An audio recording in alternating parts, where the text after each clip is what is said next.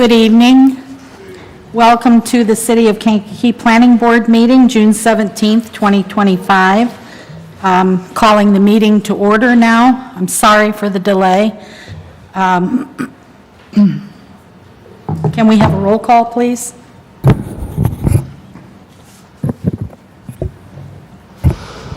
Beverly Hood, Deb Taylor, Here. Chip Warren, Barry McCracken, Here. Arthur Wax, Jose Arturo Barajas, Here.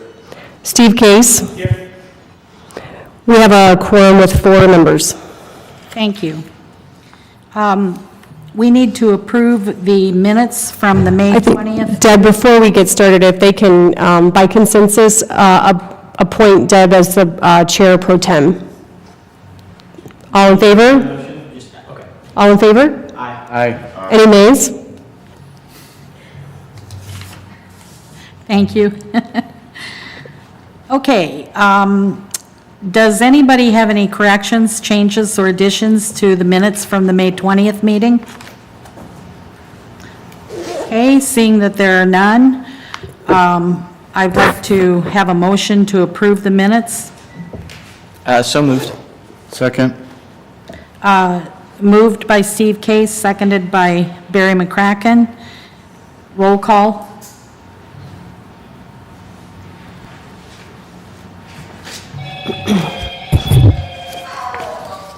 Jose Arturo Barajas, Yes. Steve Case, Yes.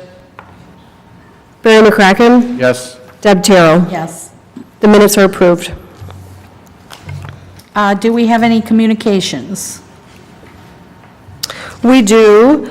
We had a big agenda in May, so the Jeffers project, the PUD, and the rezoning at 777 North Kennedy, as well as the conditional use for the billboard out in Eastgate were all approved at council on June 2nd. And then last night, we waited to take the school district signage and the text amendments to council until after it went to, the text amendments had to go to ordinance committee. So we waited for that, and then we took both of them to council last night, and they were both approved. And that's all I have. Okay. That's all the city council actions? Yes. Okay. Moving on to new business. Our first case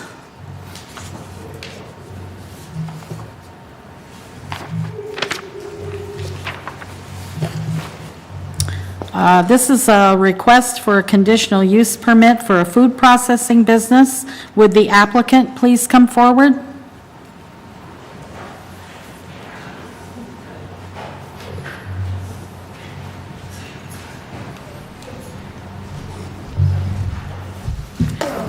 Could you both state your names for the record?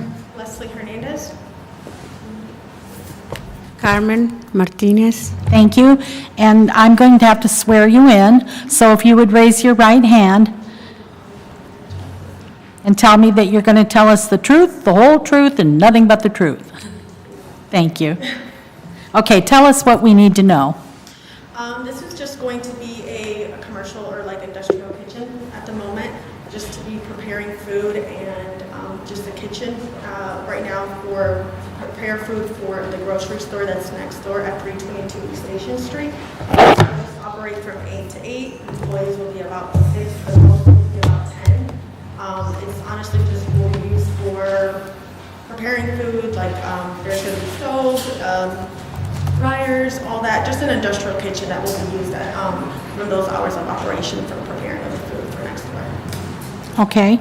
And your hours of operation were going to be from 8 to 8? It'll be Sunday through Monday. Okay. Do any of the planning board members have any questions?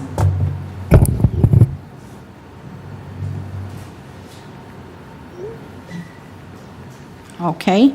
I think what we'll do now is open the meeting to the public to see if there's anyone here that has anything to say about this case. So is there anyone in the audience that would like to speak?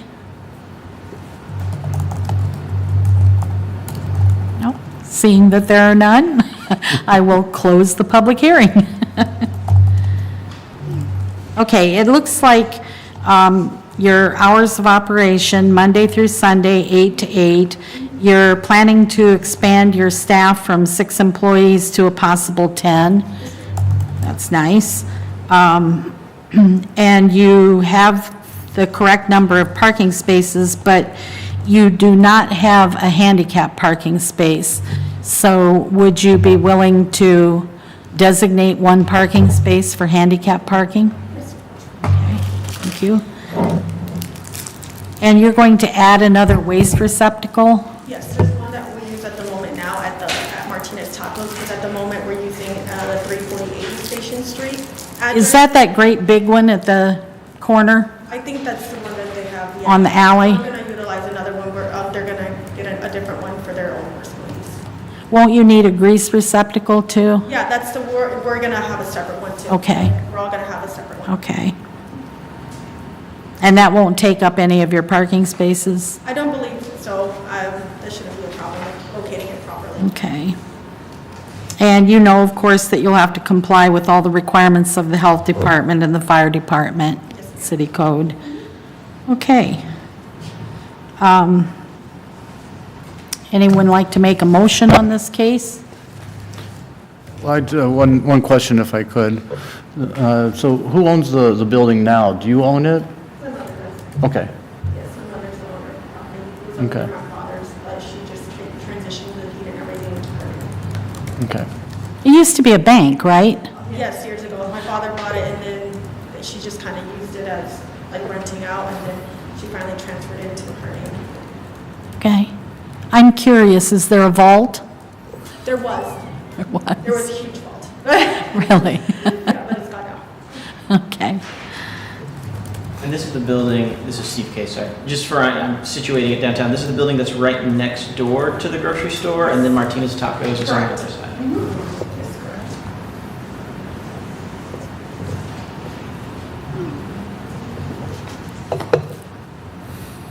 Just out of curiosity, do you guys have plans for the outside of the building? See, there's the big, sort of, has that big red sign. Yeah. Leslie, can you move, our co-reporter can't hear you. Can you pull, closer to the mic? Yeah, they are planning to do something on the exterior of the outside. They're wanting to put tables like in the future, maybe to do some food or takeout only, to have something outdoors, but at the moment, they're just using it for industrial, like kitchen. So you know, you have no plans immediately to serve food there, but it is zoned for that if you should Correct, decide to right, do so. exactly, but at the moment, no, just using to prepare food for the next door business. Okay.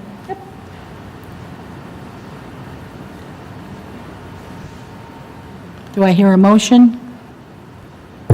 And just for clarification, this would be, we're not making a recommendation, we are granting it would be a motion to grant. We are the recommending to city council. We do, this is a recommendation. Yeah, this is a conditional use permit, so we just recommend to city council that they should approve it. Got it. Yeah, I'd be happy to make a motion. So I would like to move on case PB 2025-6-1, that we recommend the approval of the request for conditional use permit to allow for the operation of a food processing business for certain real property located at the address here.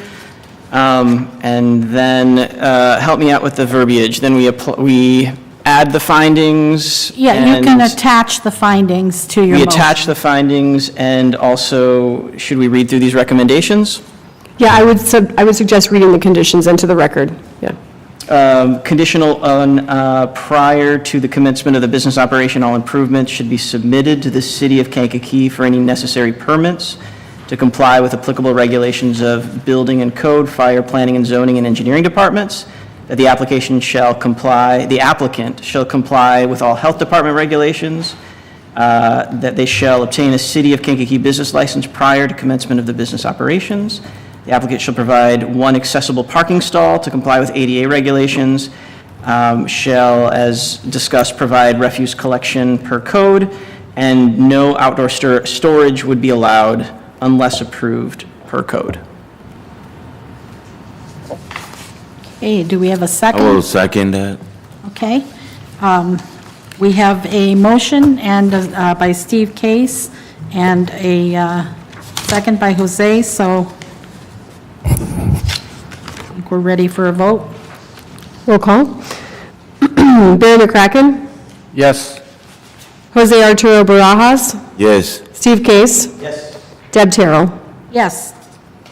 The case is recommended for approval to the city council, and it will go the first meeting in July, which I believe is the 7th. I think it's not till the 7th or 8th, but I'll confirm with you. Okay, Okay? thank you.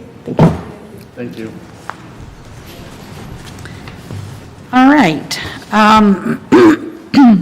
The applicant in our next case, this is a request for a map amendment to rezone properties along Chicago Avenue, Fair Street, Greenwood, North Harrison, Indiana, Sycamore, and Willow Streets. The applicant is the city of Kankakee, and this is mostly an administrative action to correct zoning for these homes, and I will let Melissa King, our Director of Planning and Zoning, explain this. Thank you, Pro Tem Chairwoman Deb Terrell. That was a lot. We have obviously done quite a few of these rezonings over the last 6 years. This is an area of town, I had been a property owner on North Indiana, in the stretch on North Indiana, contacted me. She's actually looking to construct a new home. And of course, when she called, I pulled up the map, and this is one of the areas, and it had been on my list already to take through. And actually, initially, I was going to also grab, there's a whole bunch of these properties along Schuyler as well, right here, that are next to it. But when I first pulled to the extent of it, it was like 90 properties, and it was a little much. Yeah, so I pulled back. I'm going to do this one first. We'll do Schuyler at a different time, because I felt like the character of Schuyler was good to do by itself. But this area, when I looked back historically at the zoning maps, has actually been zoned industrial since even the 1939 zoning map. So I think it came in with all this factory stuff that was up here at that time. And I just spoke with a resident in the audience today that said that she thought her home out here was built around the 50s. So I think that timeline kind of lines up. So I just find it really interesting. Anyways, there's a mix of commercial and industrial. All the properties that are listed on the requests are all residential homes. There's a couple of them that are not single-family homes. So there's there's two that are 2 units and one it's a 3-unit. The one that's a 3-unit was constructed as a 3-unit. It's very similar to the building that we rezoned on North Chicago. That was I think a 2-flat, 671. They just came through a few months ago. It's like that ranch style with the side entrances on it. I'm not sure. There's quite a few that were built around the 80s in the city. So this one was constructed as a 3-unit, not a conversion. All 3 of these properties that we're recommending for approval to something other than single family they all have active rental housing licensing, so they're legal, non-conforming at the time. And I feel comfortable with rezoning those properties to that. We're also, in lieu of zoning to R1, we're recommending zoning to R1T, which is this area in that kind of north of the river, north of downtown, and east of the river that had been called out previously for that kind of traditional zoning district with smaller lots. And some of these lots do meet that 7,500, which is R1, but a significant number of them are also undersized. So I think it's good for us. And I prefer seeing all that zoned 1 district versus it being a big patchwork of single family. So if you have any questions, I guess let me know. This is pretty typical. I have all the maps up here so we can look at them. They are in little different areas. I did go through, I did a site analysis, I drove by, I also did a full record review, just making sure that we weren't picking up any properties that were already being used as commercial. So that's why there's a few of these, like there's an office on Fair in Indiana, even though it looks like a house from above, we're not including that one. And this is that area that's just south of like where the tracks are. There's some factory area over there as well. That's all I have. Thank you. For those people that are in the audience and the 2 people who are listening at home, hi, honey. This is a lot of probably unfamiliar verbiage, but basically what we're doing is correcting zoning so that people can get insurance, so that they can sell their homes, so that they can, apply for a conditional use permit, all of the things that your house has to be properly zoned. And we're catching up with decades of homes that are in areas where the zoning doesn't match how it's being used. So that's what we're doing here. It's purely administrative. It doesn't have anything to do with your taxes or, your property value. Well, it will increase your property values, actually, because, you won't have to worry about selling your house and somebody not being able to get a loan because it's zoned commercial or industrial. So you understand that. So that's why we're doing this. You're welcome. For the board members to make this motion, this is a map amendment, so this is a recommendation to City Council. And are we going to do these all in one block? Yeah, I think we could. Okay, I would suggest... You can read it as it's written on the front. We don't have to read every address out. Right. Yeah. I would suggest reading the case number and the paragraph that describes the properties. Oh, yeah, I'm sorry, I did not open this for public hearing. yes. My mistake. I'm so glad you spoke up. I would like to open this to a public hearing. If someone has something to say, please come forward. Could you state your name for the record, please? Yes, my name is Roland Jones, born and raised in Kankakee, and my parents own 344 Sycamore, which now I went and have inherited and everything. So my question is, wasn't originally our ward/precinct was zoned commercial residential? It does look, when I looked back at the old historic zoning maps, this area was zoned business and industrial. No, I'm sorry. So when I looked back at the old historic zoning maps, even back to 1939, this area was zoned commercial and industrial, yes. No, but commercial, are you saying commercial, residential, industrial, or just? It was a mix. Some of the properties were zoned commercial and some were zoned industrial in this area, but the houses were built anyway. So none of them are zoned residential, it looks like. So now you want to turn it, I'm just getting clarity on it, so now you want it to be just residential? Correct. These properties, these particular properties that we're talking about, Yeah, which, not the whole ward or anything like that necessarily. but that would include yours, 344 East Sycamore Street? Okay, so my thing is, if my house was to catch on fire and 60% of it was destroyed, I could not come back and rebuild that home. I would have to do a multi-residential. If that happened right now, 344. No, I'm talking about as we, in current time, according to the letter that I was sent. Right, so at 344 East Sycamore, which is right, I think it's this one right here. Is it this one up here? I don't know, I can't see my house. No. Is it just west of Indiana? Just west of Indiana. It's this property right here, this long one that sits on the back of I lost my cursor, but it's this one right here. I own the first 2 lots, So, south side of Sycamore, first 2 lots. they're currently zoned commercial. So if the house were to be destroyed more than 60%, you would not be able to build the house back without coming to this planning board to have it rezoned. Well, can it be zoned commercial residential, since we all coexisted for the last 70 years? Is that a problem? Is that a suggestion? The commercial zoning districts don't allow for single-family housing.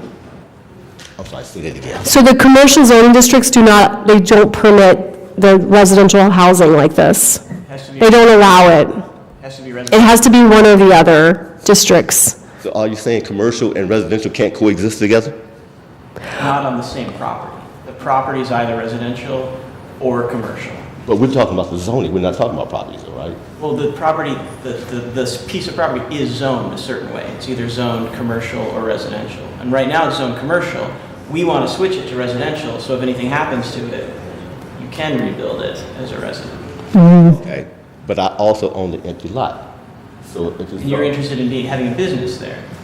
Okay. And you can certainly, that's why we have a hearing, so if for some reason you would like the vacant lot to not be part of this rezoning, you can certainly request that vacant lot be taken out of this request, if you want to keep the commercial zoning. I'm not happy. It's right across the alley from me, okay? Yeah. Is that, it probably doesn't have it's probably this one right here, it's kind of hard to see it, but let me go to the next slide, hang on.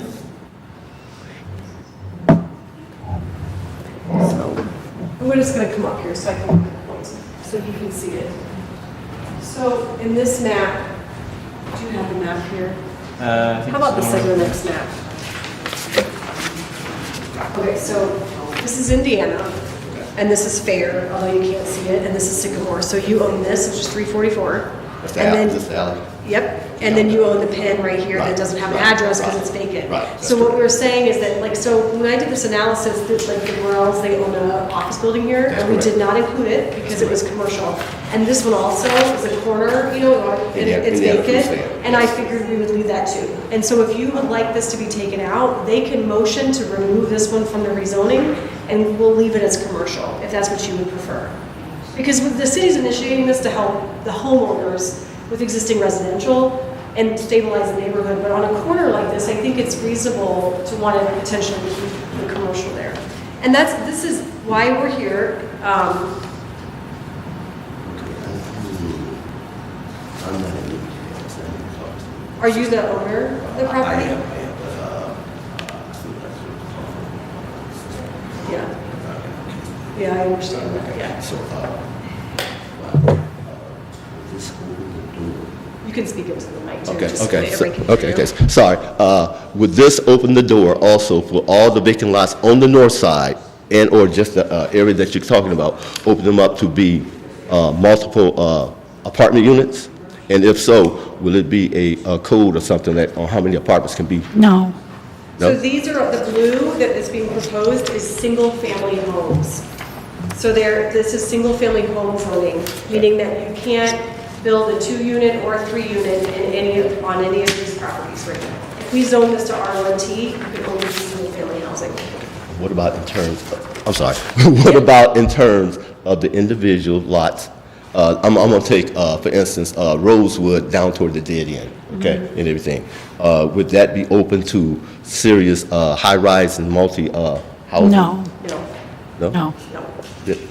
Okay, then I don't understand why the rezoning then. So it has to be an undermining reason for the rezoning. Well, the reason for the rezoning is simple. If like you said before, if your house burned down and was over a 60% loss, you would not be able to rebuild your home there under the current zoning. But if we rezone it to residential, then you could. Okay. So we're doing this to protect property owners. Okay, granted, but right now, I'm entertaining the fact of the vacant lots that seriously on the Rosewood, Wildwood, on the dead end, where there's seriously vacant lots and everything. What is the futuristic of those being developed to serious residential, multi-residentials? What this would do, so if there are any vacant lots in here, then these could be picked up and built, and homes could be built on them.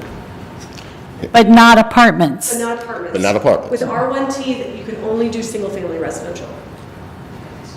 Okay, but I'm still. If they wanted to build something with more units, they would have to come in front of the planning board and ask for R2 zoning or R3, which allows, R3 allows for multifamily, which is why we're doing R3 here for this is a property that has a 3-unit already on it. It was constructed in the 1980s. Right, I recall. And so we are recommending R3 for this one in order to stabilize that property as well and make that legal for them, the existing owners. But they can't build more, and one of the issues with that would, like if they were to demo and want to build more, they would probably run into a parking issue because you wouldn't be able to fit enough parking on this property to build more units. In which case, we would probably deny it. They probably deny it here, Okay. so. A year or 2 years ago, there was a 4-unit on the corner of Sycamore and Schuyler. And that was rezoned for, so in other words, if you own property and you just want to get rezoned, you just have to come back to the committee. You do. You could come here. We take single properties through all the time. Yeah.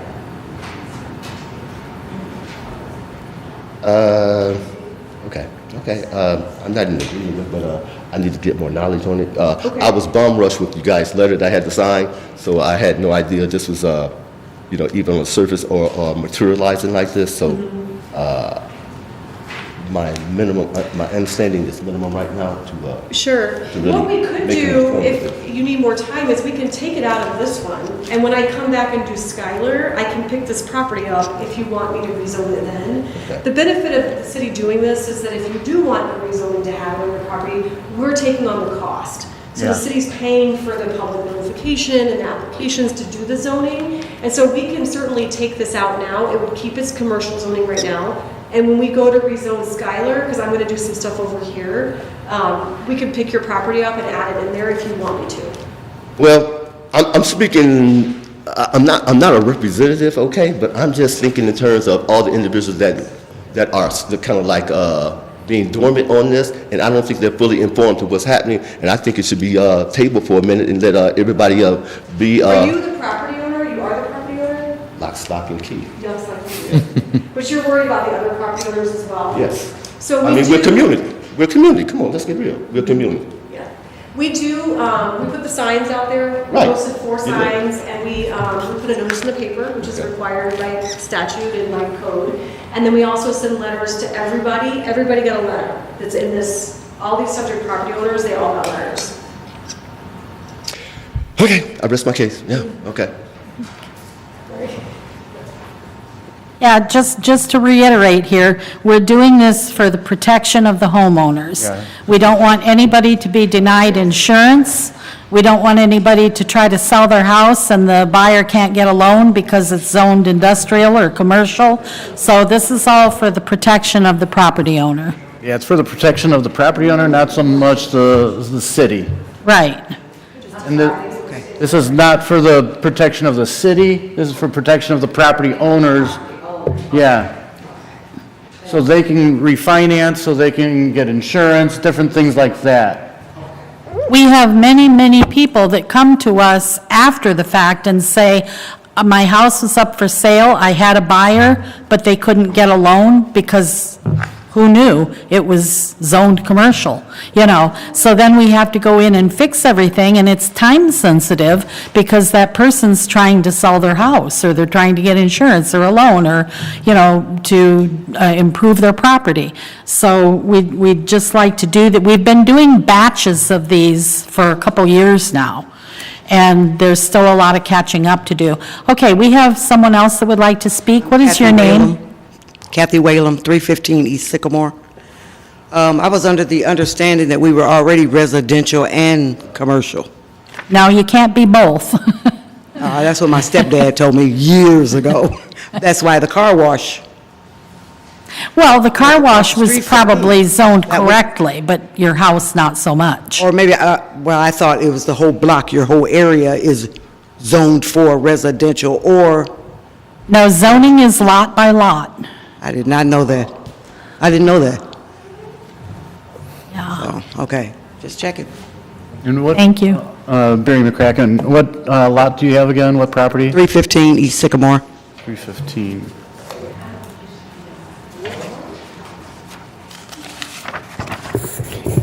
If you had the choice, ma'am, would you like your property zoned residential? Yeah, because if it burns down, I want to rebuild. Right. I'd like to buy the quarry behind me. No, I'm just kidding. Is there anybody else that would like to speak?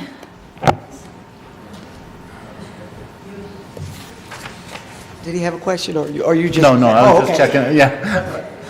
Thank you. All right, I hope we have made some headway in clearing this up. If no one else would like to speak and no one else has any questions, I will go ahead and close the public hearing. And commissioners, do you have any more questions from our planning director? And just, this is Steve Case, just a clarification, were there any other communications on this case? Did we get phone calls from anyone or any other questions? Sure, I did get, prior to the meeting, I had 2 calls from residents along Sycamore. They just had general questions. I was able to spend some time with them talking about the rezonings, and they were fine and supportive. And then the Burrell family did reach out to me, I think it was today, about the property at 964. They actually wanted to verify that the property on the corner at Fair and Indiana was not in the rezoning. That's the one that has the office building on it. And I confirmed that, and then told them that we were recommending R3 for their 3-unit, and they were fine with all of it. So that was all I had for calls. Okay. Can I mention one other thing? This is Barry McCracken again. A lot of these, I shouldn't say a lot, there's a few places here that show vacant. So if they're vacant for more than a year, they would revert back to the C1 or I2 or whatever the current zoning would be. Is that? No, the map amendment sticks. It'll stay R1T. No, but I mean, if this, we were not doing this, that would be the case. Is that not correct? So if we weren't doing this, it would, if this lot on East Sycamore is I2, Well, those properties, if they're vacant lots, not vacant occupancy in a home, but actually a vacant lot, a residential structure can't be built on those properties. as they Correct. currently are. They would have to come here, they would have to, yes, I mean, you could try to build a commercial something on it, I guess, but what I've talked with a lot of, like, investors about with regard to these city-initiated rezonings is the reality of trying to put commercial development on a 50 by 150 size lot is pretty tight. I mean, we all know like what the needs are for parking and all of that, and even though they have rights to those the entitlement of the zoning that's existing on the property, the reality of being able to develop is pretty low. So, including detention requirements and all of that. So, the reality is that for neighborhoods like this, we do want those vacant lots to be zoned residential so they can build, so that homes can be built on them. But if it's vacant for more than a year, there was a place down the road here, it was an 8-unit or 12-unit, maybe it was a 16-unit, I don't remember, but it was zoned R1. They could not do anything with it. It went back to the bank was not able to do anything with it because it went back to R1 because it was empty for more than a year, so. So that's different than the vacant that's on this. The vacant that's here is vacant land. If there is, But some of these other places aren't, may not be, vacant land. So if there's a vacant house. if it's a vacant house, And it's zoned different than R1 or anything like that, it would be going back to, so this would be exactly like the one we're recommending rezoning for at 964 that's currently a 3-unit. If we rezone that tonight to R1, if we decided to do R1 tonight, and then they let that property go empty for 12 months, the Burrell, that family would lose the 3-unit rights. Because if we zoned it R1, they would only be allowed to have single family, and it does. After 12 months, the code says if you haven't had occupancy or there's no rental housing licensing, that you lose what's called legal non-conforming status, and you cannot reoccupy the building unless you get rights, like through rezoning. Which is why I think it's important when we do these is to look at these properties and make sure that what's existing on the land. That's why I do a site visit. I check meters, I check mailboxes, I check the permitting and licensing software for what we have on the parcel listed. Also, if there's any rental licensing history, I mean, there's a lot of check boxes that we go through to see what's out there, even if the buildings are vacant, right? Because I think that it's important for us to talk about it. Even if you had a vacant building out here that was a 2-unit, you're still going to have that issue, even though we don't have a license for it, if they go to try to get occupancy, so. right, and that's kind of my Yep. point. We're doing some things for these vacant properties. Yes. If it's a 2-unit or, a single family, Mm-hmm. especially a single family, if it's zoned for something else and it's vacant, Mm-hmm. we're doing a lot of good things for those properties. Right. That Yes. aren't even here because the zoning, they wouldn't be able to do anything. Right. because of because it was vacant for a year or more, Right, you know. agreed, So I just want the So, general public to be able to realize yeah. too. yeah. To recap what we've said here, the zoning of a property would stay the same if it was occupied, if it was left standing empty for a year, but they might lose their ability to have it as a 2-unit or a 3-unit. Because when we say legal nonconforming use, that's just a new way of saying grandfathered in. We used to call it grandfathered in. Somebody had a 2-unit here, they're legal. They're non-conforming, but they're still legal. If that property sits empty for 1 year, they lose that status.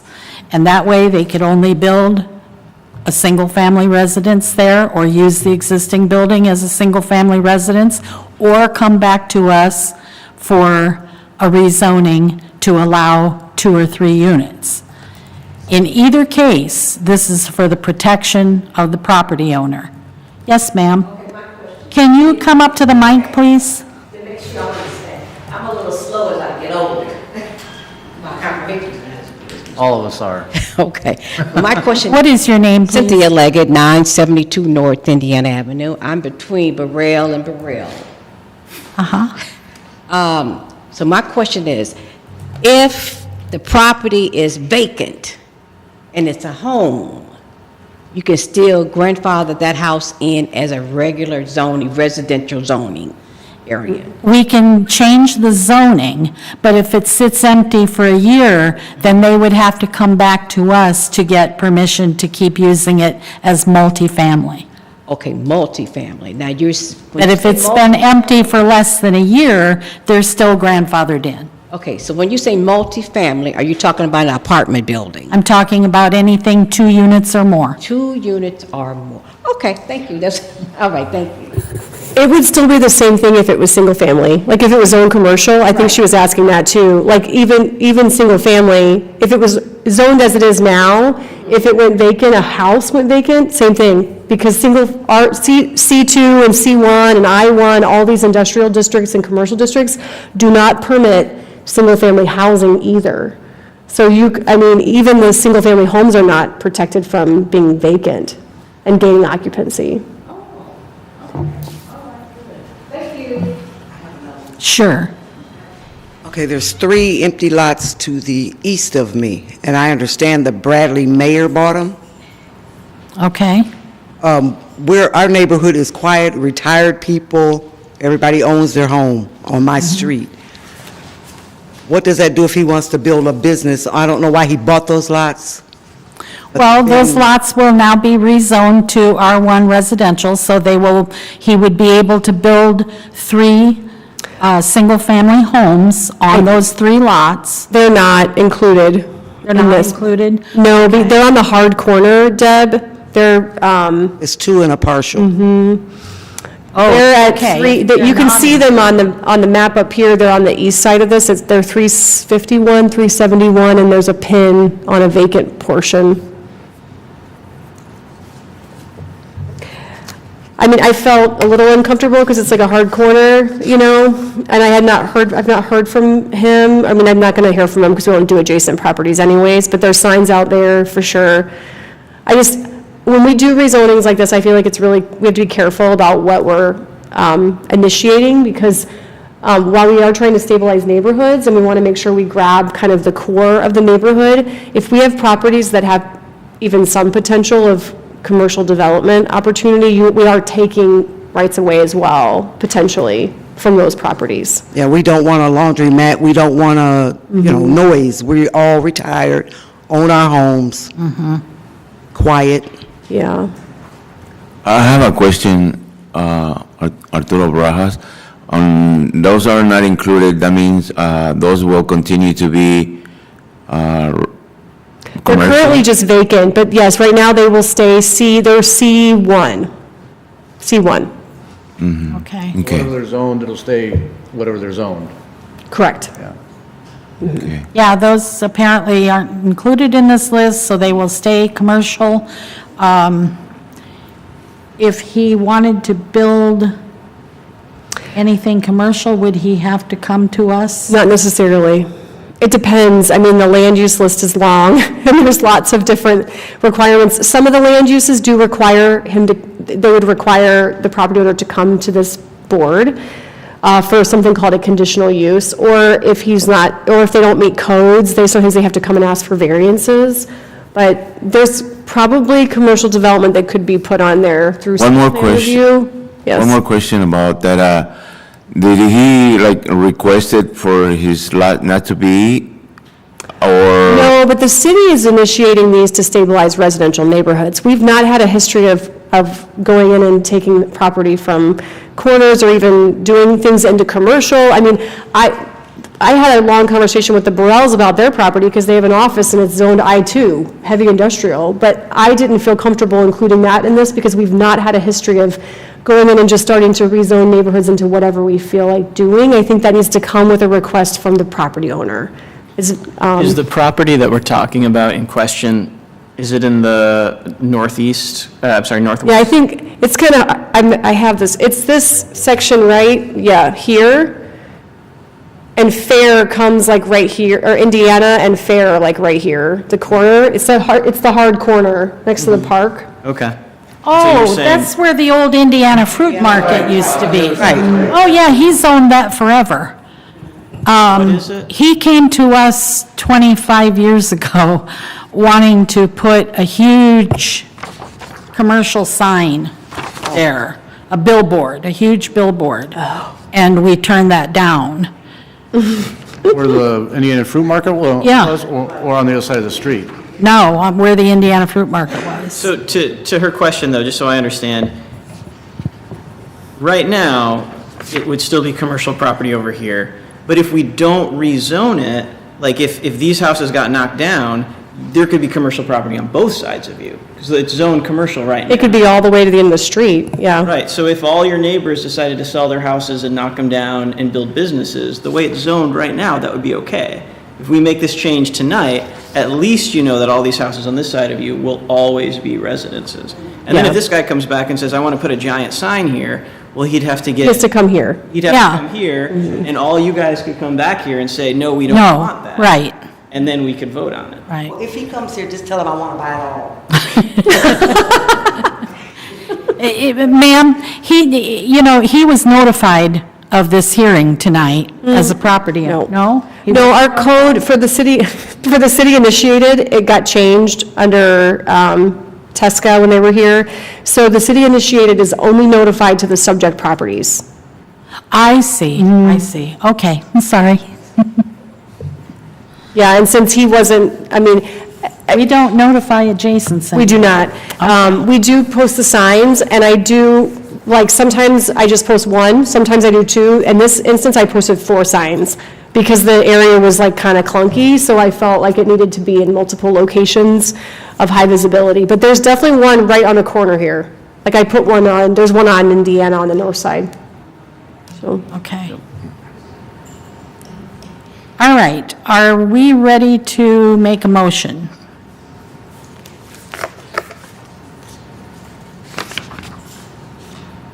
I also was going to add to Mr. Jones, this body is just a recommending body. The final decision is made at city council, which is not until the first week of July. It's the first Monday of the month at 7 PM.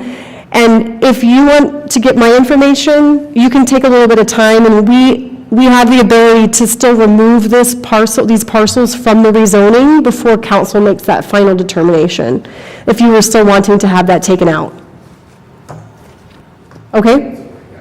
Okay.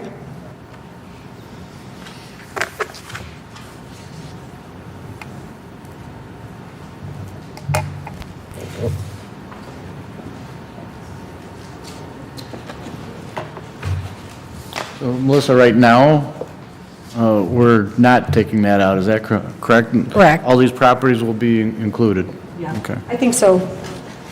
Yeah, so you can read it as it's written. I did not hear really an affirmative from him to take it out, so. Right. Unless you felt that way, yeah.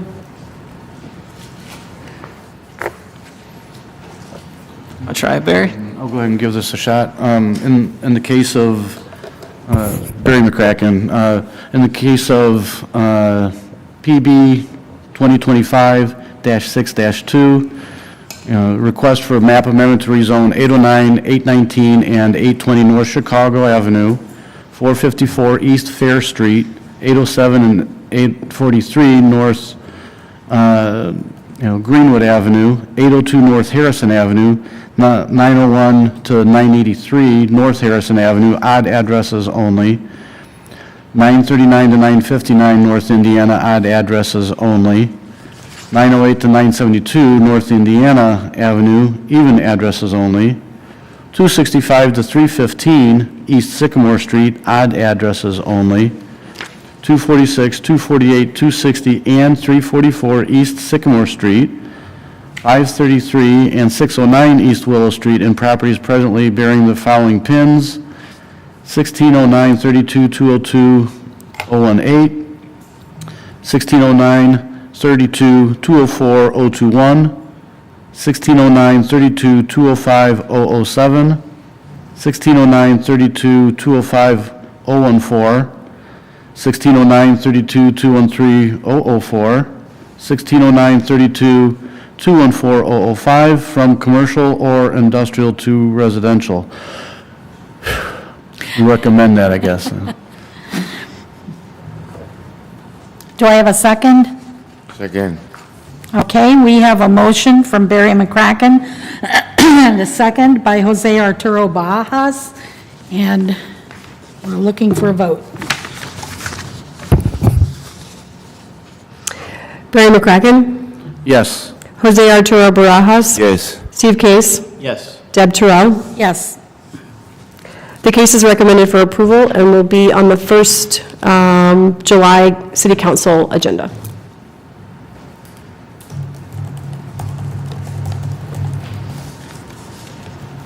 Thank you.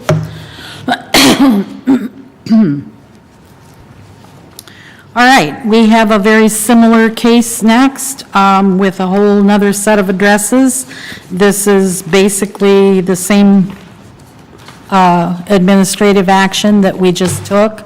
So in case PB 2025-6-2, this is a request for a map amendment to rezone 120 through 142 North Alma, even addresses only, 119 through 195 North Alma, odd addresses only, 128 through 196 and a half North May, even addresses only, 135 to 195 North May, odd addresses only, and a property presently bearing the PIN number 160931401014 from commercial or industrial to residential zoning.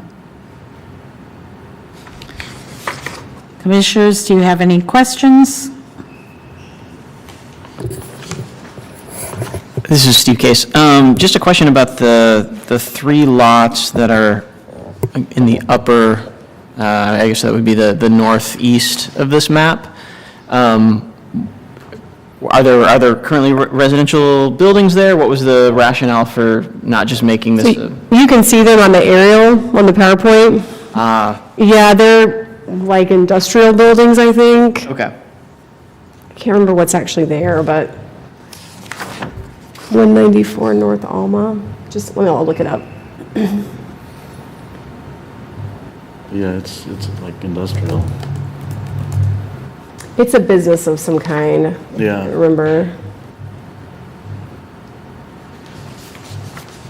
Okay, I see. Thank you.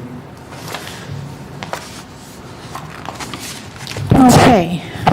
I'm going to open the public hearing. Do we have anyone in the audience that would like to speak on this case? Here, Steve. Not that you can. Steve, I don't know what this building is, but maybe you guys recognize it. This is the I building. don't remember what it is. Yeah, it's like a single large building, and then there's a parking area just to the south of it. Okay. But clearly not residential. Not residential. Okay, thank you. All right, having no comments from the audience, I'll close the public hearing.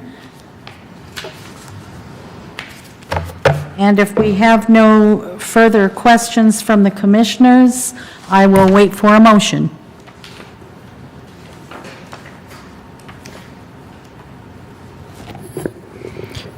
I'll make a motion concerning case PB 2025-6-2, request for a map amendment to rezone the addresses that were just listed and that appear on this document from commercial or industrial to residential zoning.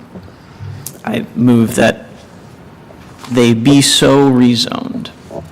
Are you recommending that they be rezoned? I am recommending that. Okay. Correct. I'll second that recommendation. All righty.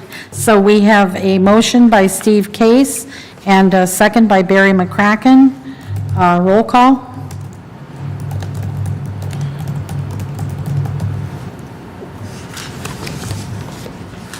Barry McCracken, Yes. Jose Arturo Barajas. Yes. Steve Case, Yes. Deb Terrell. Yes. The map amendment is recommended for approval and will be on the 1st July City Council agenda. Okay, and do we have any old business? We do not. And is there any other business that the commissioners would like to bring before the board?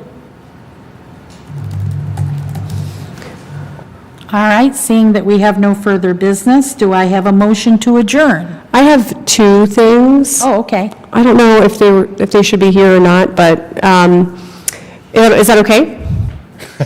Absolutely. One is, I can give a general update. So I have been thinking a lot about what we talked about at the last meeting with regard to electronic message signs. And so Tamora and I finally got around to talking with her about it, and we were thinking that as a first stop, that we take 2 members from the planning board, so that we're not a majority of a quorum, and meet with an alder person from code that would, because we can't do 2, because then they are also, that's a majority of a quorum. And then I recommended either doing the code officer in the 2nd ward, because the 2nd ward probably has the most signage, I would think, maybe. Or we can meet with a couple of them if we want to do that, and also with Tamora. And I think we should sit down and talk. I will tell you that I think that after talking with Tamora, that the enforcement on the signs is probably pretty low, and maybe mostly because of education on the sign code. And so I think there's some of this that will be on me to help train them with our sign ordinance as to what to look for and how to regulate that. And so that's my recommendation, and I actually would, I think if you would come, and Steve, I think since this is really something that you brought forward in discussion, that's my recommendation, at least as a starting point. Who is the person that you're talking, whose name? Tamora? Tamora Nelson's the code official. Thank you. So she runs building and code. Got it. Yeah. Mhm. And has been, I think before she was director, was a code enforcement officer for a long time. Yeah, very long time. So I think having her, and I don't know, Alderman O'Brien is the new alderman for the 2nd ward that's on code, so he could, that's my recommendation, is that we'd have a meeting with him. And that way we can maybe meet at my office and we can sit at a table and just talk about the code. And I think we could probably use this opportunity to not just talk about electronic signs, but also we have a big problem with like the framing of the windows with signage and then blinking, and they'll turn them off and we'll tell them to take them down, and then they look like they came down, but then they go right back up, and they will tell them to turn them off and not blink, because that's prohibited. Now, if they've had the sign, the lights, they can keep them. You know, they're grandfathered. One of the things I've recently talked about was whether or not we want to have like a firm date where those just can't exist anymore, because it gets to be very difficult to say that they're okay, and if you just say no, then there's just none, right? Mm-hmm. So, but I think one of the ways to do that is to do like a slow, what they call slow amortization, where you just give a date and it's like 18 months or 2 years in advance, so that the businesses know it's coming and they get that 2 years, and then when the 2 years is up, it's done. So I think those are things we could also talk about at this meeting to kind of get some things discussed. I'd be interested in that conversation. Okay. You too? Yep. Okay. The second one is that, Member Case actually brought this up to me, but this is not why it's on here. I had another call. I have had, I'd say a handful or more since I've started here, requesting or asking if we have code for accessory dwelling units. So most of the time, the requests come in for detached accessory dwelling units, usually over garages. And we currently prohibit them. We don't have allowances for detached or attached. When I talked with Mike Hoffman about this, I know that this conversation has come up before. I think it's been discussed. I do not know a lot of the history on it with regard to whether or not that conversation has ever happened here or at a committee level, or I don't know what the alderpersons think about this topic at all. I think I feel like at least 3 times I've written a zoning verification and had to indicate that garage apartment was illegal, basically, because it's basically considered illegal non-conforming, so that letter doesn't look good. But usually when the financing for that one, it doesn't stop the sale because the house is still okay, right? And a lot of times people aren't banking on that being income, but I do think that we talk a lot about housing units here in the city, and I feel like accessory dwelling units can be an easy way to add housing opportunity in the city. So I'm putting it out there. There's no action tonight. This is just to have a brief conversation. So when you're talking, Barry McCracken, so when you're talking detached and attached, what does that mean? So attached could be like a traditional mother-in-law suite, which is right off of your house. It's attached, it has a shared wall, but it has its own separate entrance. And then detached would be like, it could be all on its own, a converted garage. We have a lot of those here that are operating currently. We have a lot of those in the 3rd Ward. Last I counted 18 of them. Wow. So there's a lot of those, and then we have, even down, there's somebody on, I think quite a few on like Cobb, like down near the river, where they have apartments over their garage. So it reminds me of Family Ties as a kid. Didn't the kid live in like their garage apartment above yeah. So I don't, when I worked in Orland, they did not want these anywhere. In Homer, they were open to it.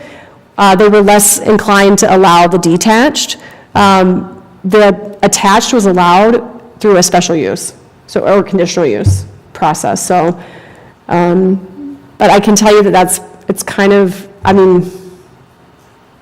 it's a lot to ask. I think in this town, we have a lot of them. I feel like we have a lot of non-conforming units already. Yeah. So back to the garages, you're talking detached garage. You're talking Correct. about that being switched into a family, regular garage being switched into A unit. An apartment or something like that? Or are you talking about a 2-story garage that has a... It could be either, but even if it's the 2nd floor on the garage, it's still considered by most codes as a detached accessory dwelling unit because it's not attached to the principal structure. Right. Yeah. And there's some, communities that don't want them just in the detached garage. Now, they might be okay as long as it was above the garage or attached to the house, but if we were interested in doing this, we'd go through all of that, review of other people's codes and looking at how people regulate and what works for the city here. We would develop our own chapter on accessory dwelling units, however the city felt it was appropriate, if there was interest.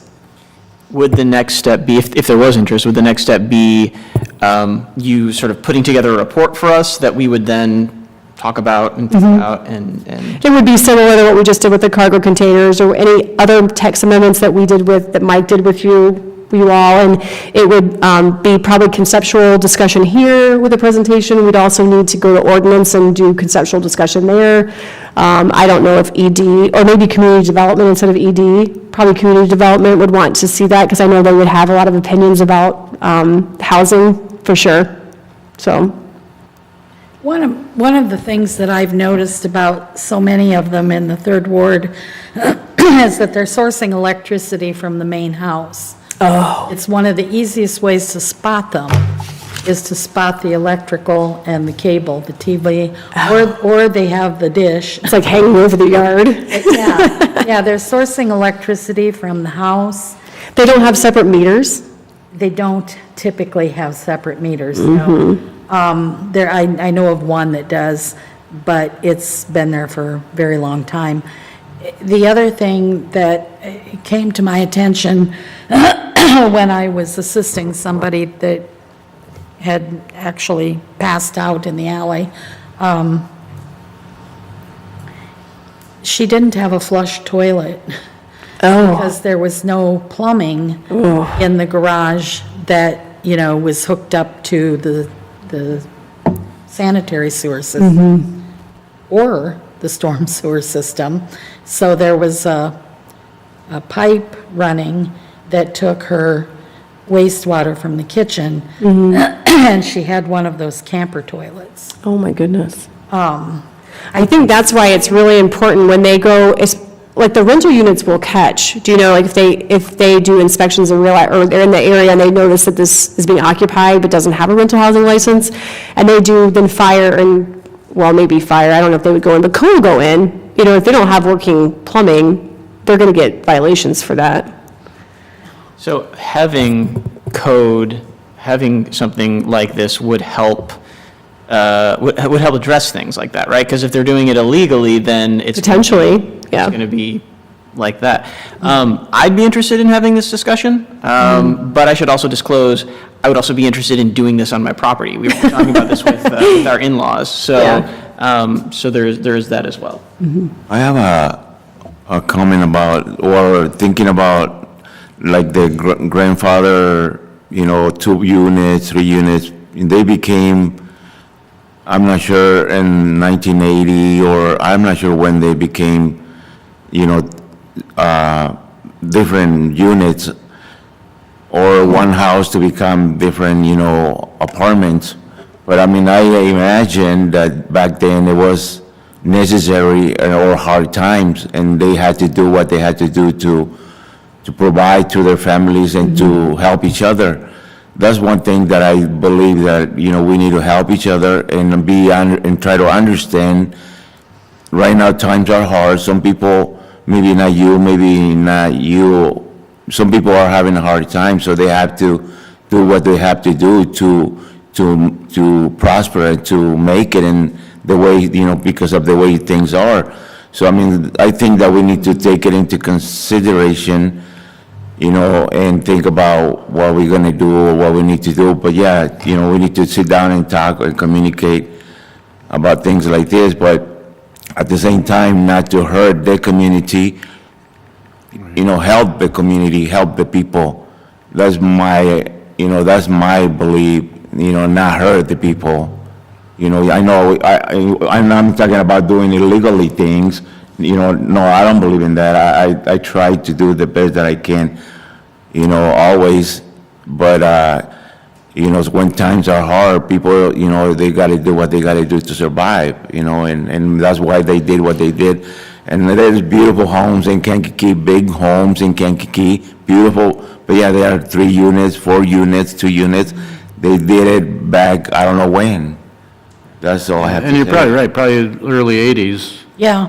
Yeah. And I guess- We had the highest unemployment rate in the country at times. Yes, So they had there was mass migration. I don't know what happened, They had to do what they Yeah, I could do to think make we it all right. agree that we don't want to displace people. Yeah, but we don't actually wanna want hurt the to people. improve the opportunities for housing. yes, help the people. And sometimes creative solutions, like, making it, allowable to turn your garage into an apartment for a family member or Yeah, if something, could address certain things like that. Yeah. And the problem is, I mean, in your case, for a family member, something like that, that'd be a wonderful thing.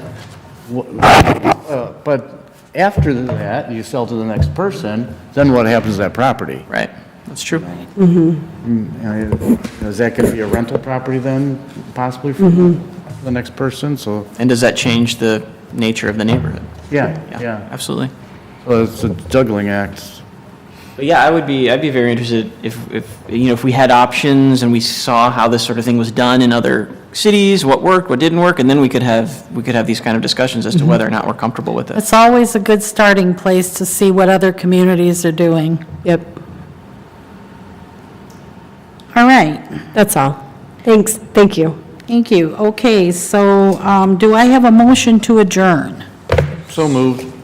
All in favor, we have a motion from Barry McCracken, I can. second from Jose. All in favor, say aye. Aye. We're adjourned. Good job. Good job. Yes. Very well done. I never want to do it again. That was great. Yeah, you did a really good job. Yeah, and you helped explain.